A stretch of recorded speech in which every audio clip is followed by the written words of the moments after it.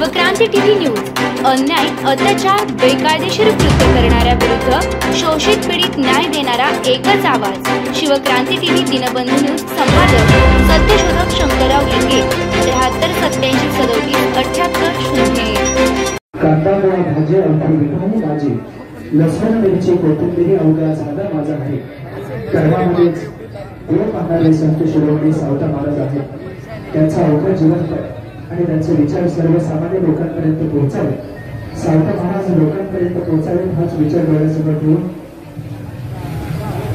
सुवर्णा गोटे madam यांनी एक पुस्तक लिहिलंय। त्या पुस्तकाचं प्रकाशन महाराष्ट्राचे लाडके उपमुख्यमंत्री आदरणीय देवेंद्रजी फडणवीस साहेब, आदरणीय छत्रपती भुजबळ साहेब साहेब सर्वच विचारपीठावरील मान्यवरांच्या उपस्थितीमध्ये संपन्न होत आहे।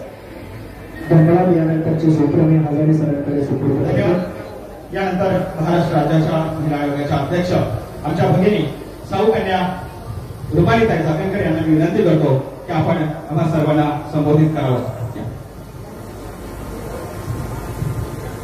मी आपणास विनंती करतो, कृपया सर्व सन्मान झालेले आहेत। आपण एक स्वयंसेवक आहात, आपण शिस्तीचे आहात। कृपया आपण सगळेजण खाली जा। मंचावरची गती कृपया कमी करा प्लीज। वारंवार ही सूचना द्यायला भाग पडू नका। आपण सर्वांनाच विनंती आहे, कृपया आपण खाली जा। यानंतर महाराष्ट्राची सावकन्या आदरणीय रुपालीताई साखरकर। जय सावता।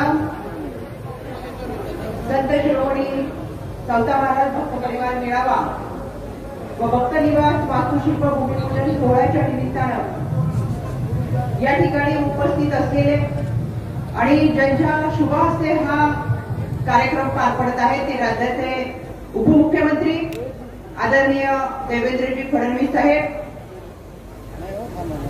अन्न नागरी पुरवठा व ग्राहक संरक्षण मंत्री, आपल्या सर्वांचे मार्गदर्शक नेतृत्व आदरणीय छत्रपती भुजबळ साहेब, राज्याचे गृहनिर्माण व इतर मागास बहुजन कल्याण मंत्री आदरणीय अतुलजी सावे साहेब, त्याचबरोबर व्यासपीठावरती उपस्थित असलेले आदरणीय रामजी शिंदे, आदरणीय योगेशजी टिळेकर, आदरणीय रामजी सातपुते, ज्यांच्या शुभ आशीर्वादाने हा कार्यक्रम पार पडतोय ते आदरणीय केशव महाराज उखळीकर, आदरणीय रखमाजी महाराज नवले,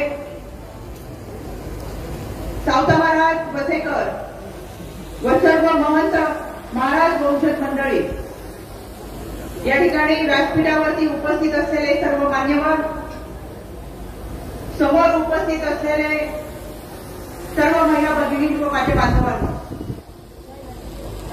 सर्वप्रथम गेले अनेक दिवसापासून ज्या गोष्टीसाठी प्रयत्न सुरू होता ते म्हणजे भक्त परिवार मेळावा आयोजित करत असताना या ठिकाणी वास्तव्यास आलेल्या भक्ताला राहण्याची व्यवस्था चांगल्या पद्धतीने व्हावी आणि खऱ्या अर्थानं आरणचा विकास व्हावा। आज हे सर्व स्वप्न साक्षात उतरताना दिसतंय, याचा माझ्यासारख्या सावित्रीच्या लेकीला अभिमान वाटतो। संत शिरोमणी सावता महाराज, क्रांतीसूर्य महात्मा ज्योतिबा फुले, क्रांतिज्योती सावित्रीबाई फुले यांच्या विचारांचा वसा आणि वारसा घेऊन जेव्हा महाराष्ट्रावर फिरतो त्यावेळेस असे आनंदाचे क्षण सत्यात उतरत असताना माझ्याबरोबर आपल्या सगळ्यांच्या चेहऱ्यावरचा आनंद द्विगुणित होताना मला जाणवतोय। गेली 45 वर्षाचं संत सावता महाराजांचं इथलं वास्तव्य खऱ्या अर्थानं कर्म आणि कर्तव्य ही ईश्वर सेवा मानत आपल्या सेवेमध्ये दंग असताना हीच आपली ईश्वर सेवा हा संदेश देण्याचा प्रयत्न करण्याचा सावता महाराजांचा प्रयत्न खऱ्या अर्थानं आपल्या समाजाला संदेश देणारा आहे। पंढरीच्या विठुरायाला परमदैवत मानत असताना कधी पंढरपूरला जायची गरज संत सावतामाळी महाराजांना पडली नाही, पण पंढरीचा विठुराया मात्र साक्षात या ठिकाणी येऊन महाराजांना दर्शन देतो आणि ही ईश्वर सेवा किती मोठी आहे, भक्ती किती मोठी आहे, कर्म किती मोठं आहे, कर्तव्य किती मोठं आहे हे खऱ्या अर्थानं त्यांच्या कृतीतून दिसून येतं। कर्मे शुभ असावा असं ते कर्मयोगी म्हणतात। खऱ्या अर्थानं चांगल्या कर्मातूनच ईश्वराला बजावे ही त्यांची वृत्ती होती आणि म्हणून हाच विचार महाराष्ट्रातला हा माळी समाज त्याच्या कर्तव्यातून दाखवून देतो. राज्याचे उपमुख्यमंत्री गृहमंत्री आपण या ठिकाणी उपस्थित आहेत. मला आपल्या समोर सांगायला आनंद वाटेल. महाराष्ट्राचं चांद्रयान, देशाचं चांद्रयान चंद्रावर पोहोचलं, पण हे चांद्रयान यशस्वी करत असताना सर्वाधिक सहभाग त्याच्यामध्ये जो होता तो महिला भगिनींचा होता. आणि माझ्या या महिला भगिनींना त्यांच्या आयुष्याच्या अज्ञानाने अंधारलेल्या वाट्या ज्ञानाच्या प्रकाशाने उजळून जर कोणी दिले असेल तर ते माझ्या सावित्रीबाईंनी दिल्या. आणि म्हणून खऱ्या अर्थाने हा विचार, ही प्रगती ही सावित्रीबाईंमुळे या राज्याची, राष्ट्राची, देशाची होती. पुण्यामध्ये उभं राहत असलेलं हे सावित्रीबाईंचं स्मारक केवळ महाराष्ट्रालाच नाही, केवळ देशालाच नाही तर जगाला एक दीपस्तंभ म्हणून उभं राहत ज्ञान देईल, एक प्रकाश देईल, याचा आम्हाला अभिमान वाटतो. 150-200 वर्षापूर्वी सावित्रीबाईंवरती टीका होत होती. शेणामातीचे गोळे फेकले जात होते. आमच्या मौलींनी ते सहन केलं.